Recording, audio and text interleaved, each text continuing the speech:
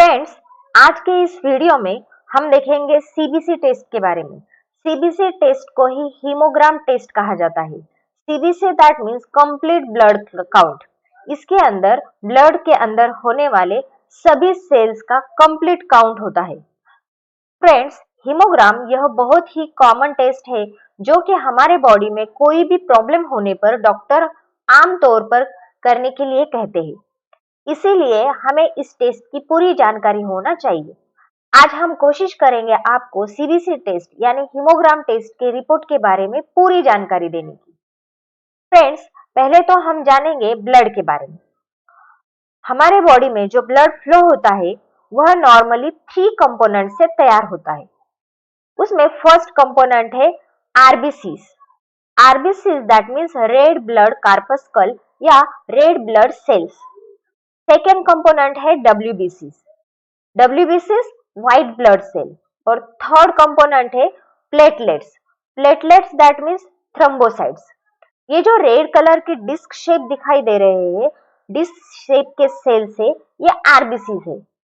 इन्हें red colour देने के लिए जो प्रोटीन रिस्पॉन्सिबल होता है उसे हीमोग्लोबिन कहते हैं।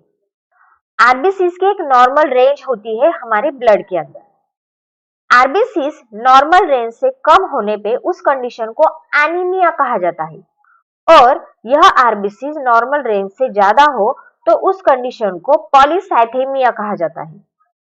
ठीक ऐसे ही डब्ल्यूबीसीज या ल्यूकोसाइट की भी नॉर्मल रेंज होती है।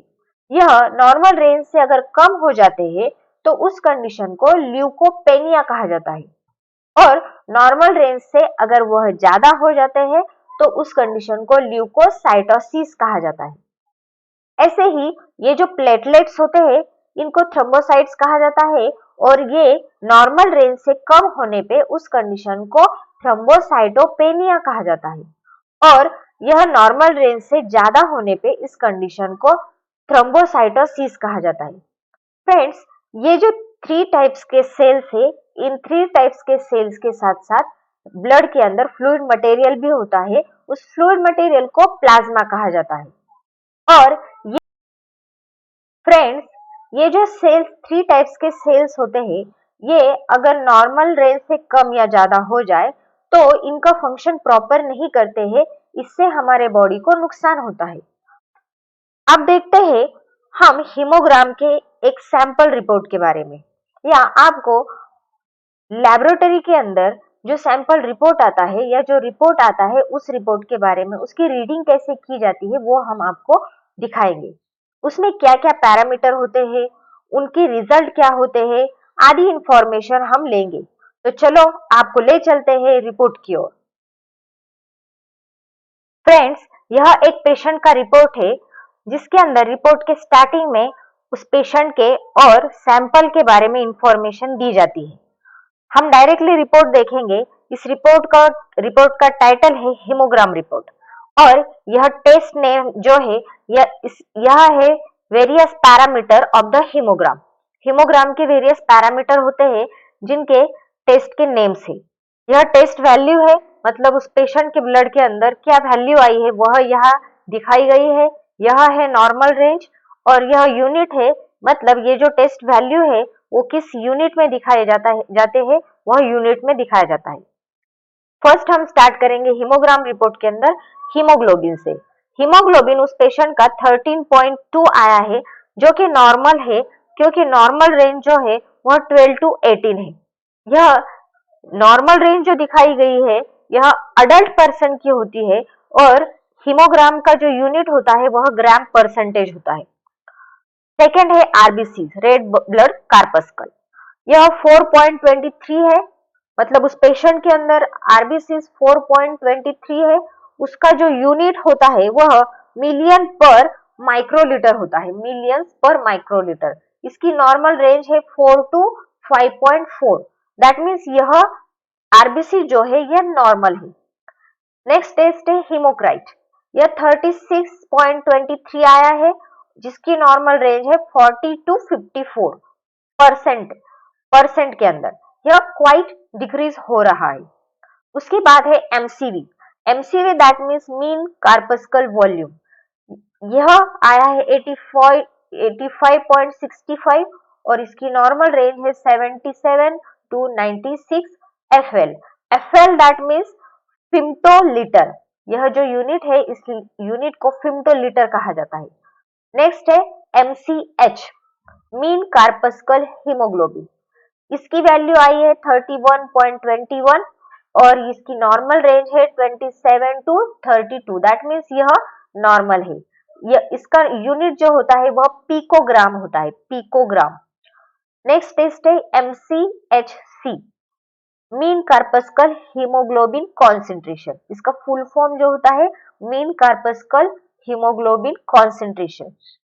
यह आया है 36.43 और इसकी नॉर्मल रेंज है 30 to 35 ग्राम्स पर डेसीलीटर। थोड़ा सा इंक्रीज हो रहा है। उसके बाद है WBCs। WBCs है 3600 दैट मीन्स 3600, जिसकी नॉर्मल रेंज है 4000 to 11000 पर क्यूबिक mm। एक क्यूबिक mm के अंदर 4000 to 11000 WBCs होते हैं दैट मीन्स ल्यूकोसाइट होते हैं और ये जो है यह डिक्रीज हो रहा है। उसके बाद है नेक्स्ट टेस्ट है डिफरेंशियल काउंट। डिफरेंशियल काउंट यह ल्यूकोसाइट से रिलेटेड टेस्ट है। Leukocyte means WBCs। यहाँ हमने टोटल काउंट देखा है और यहाँ जो आएगा कि WBCs के जो 5 टाइप्स है, न्यूट्रोफिल, लिम्फोसाइट, इओसिनोफिल, मोनोसाइट और बेसोफिल, इनका डिफरेंशियल काउंट है इन परसेंट। मतलब 100 के अंदर न्यूट्रोफिल कितने हैं, आउट ऑफ 100 लिम्फोसाइट कितने हैं, आउट ऑफ 100 इओसिनोफिल कितने हैं, यह काउंट यहाँ आता है। अब देखते हैं इसके रिपोर्ट के बारे में। न्यूट्रोफिल 78 आए हैं और इसकी जो नॉर्मल रेंज है 40 to 75% है। मतलब आउट ऑफ 100 यह 78 आए हैं, मतलब थोड़े से इंक्रीज हो रहे हैं। लिम्फोसाइट 18 है जिसकी नॉर्मल रेंज है 20 to 45%। ये डिक्रीज हो रहे हैं। ये क्या हो रहा है, डिक्रीज हो रहा है। दैट मीन्स इस पर्सन के अंदर कोई तो पैरासाइटिक इन्फेक्शन हो सकता है। नेक्स्ट है इओसिनोफिल, यह 2 है जिसकी नॉर्मल रेंज है 1 to 6%, यह नॉर्मल है। देन मोनोसाइट्स 2 आए हैं जिसकी नॉर्मल रेंज है 2 to 10%, यह भी नॉर्मल है। और बेसोफिल्स यह 0 है, इसकी नॉर्मल रेंज है 0 to 1%, यह भी नॉर्मल है। मतलब बाकी के WBC जो है वो नॉर्मल है बट न्यूट्रोफिल इंक्रीज हो रहे हैं और लिम्फोसाइट डिक्रीज हो रहे हैं। मतलब इस पेशेंट के अंदर कोई ना कोई इन्फेक्शन है या उसे फ्लू जैसी कंडीशन हो रही है, इसलिए उसके जो डिफरेंशियल काउंट है थोड़े से चेंज आ रहे हैं। नेक्स्ट टेस्ट है that is the platelet count. Platelet count इस पेशेंट के अंदर 1,35,000 है, 1,35,000, जिसकी नॉर्मल रेंज है 1,50,000 to 4,50,000। मतलब ये जो प्लेटलेट्स है यह डिक्रीज हो रहे हैं।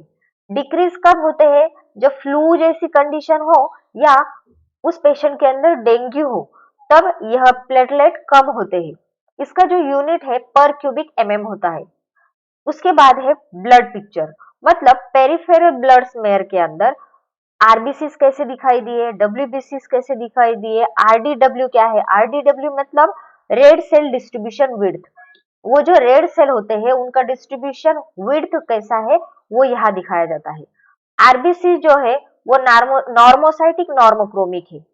नॉर्मोसाइटिक नॉर्मोक्रोमिक मतलब यह नॉर्मल आरबीसी उसके ब्लड पिक्चर में दिखाई दिए हैं। देन WBCs है नो इमैच्योर सेल, कोई भी मैच्योर सेल नहीं है, सभी मैच्योर है या फिर उनकी ग्रोथ जो हुई है अच्छे से हो रही है। दैट मीन्स ये WBCs के बारे में भी ब्लड पिक्चर अच्छा है, नॉर्मल है। RDW red cell distribution width 12.6 है जिसकी नॉर्मल रेंज 11 to 13% है, यह भी नॉर्मल है। फ्रेंड्स, मैंने आज आपको यह हीमोग्राम का रिपोर्ट दिखाया है। हीमोग्राम की रिपोर्ट के अंदर उसके टेस्ट कौन से टेस्ट आते हैं, उनकी टेस्ट वैल्यू, एक पेशेंट की सैंपल वैल्यू मैंने आपको दिखाई है, उसकी नॉर्मल रेंज क्या है और उसका यूनिट क्या होता है यह आपको बताया है। फ्रेंड्स, आई होप कि आपको यह वीडियो अच्छा लगा होगा।